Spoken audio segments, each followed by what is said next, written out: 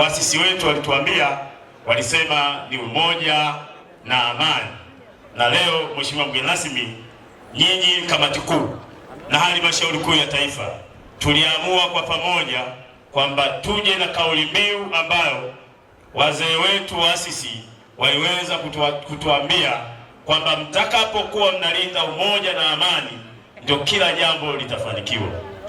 Kwa hadhara hii nikuhakikishie, nimpongeze mwenyekiti wetu Dr. Samia Suluhu Hassan kwa vitendo vyake, kwa imani yake, kwa ujasiri wake na uhodari wake kuendeleza kauli hii ambao waasisi wa taifa hili waliweza kuitengeneza, na sasa tunaona matunda yake.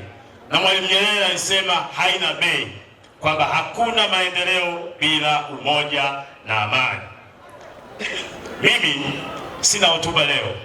Neno langu la mwisho ambalo nimelisema kwenye ziara zangu za wilaya zote, na ili nitamke, Mheshimiwa mjumbe wa kamati kuu, sisi waneki na wewe ni mneki mwenzangu, ndio maaskari wa mwenyekiti taifa.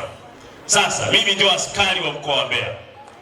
Nilishasema mkoa wa Mbeya hakuna yeyote atakayetokeza kumtikisa, kumzihaki au kuto kumheshimu mwenyekiti wa taifa Dr. Samia Suluhu Hassan. Narudia,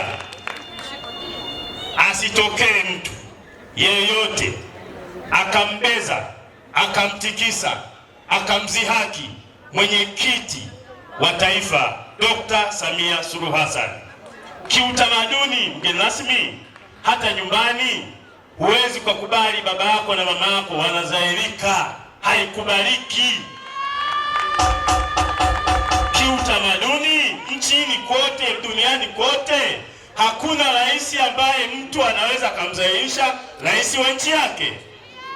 Dr. Samia ndio alama ya nchi yetu. Dr. Samia ndio alama ya chama chetu. Dr. Samia ndio dira ya maendeleo ya taifa letu.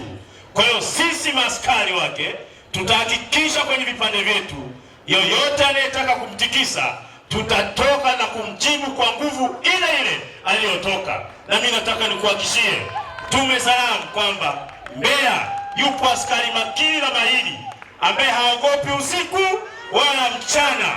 Watakapotoka na mimi nitatoka kuhakikisha mwenyekiti wangu yuko salama na hakuna mtu anayemkwamisha maendeleo yoyote anayotaka kufanya mkoa wa Mbeya. Mheshimiwa mjumbe wa kamati kuu, salamu zangu kama askari wa chama mkoa wa Mbeya na mbunge namba 1 wa mkoa wa Mbeya nimeshazitoa. Nawatakia kila laheri katika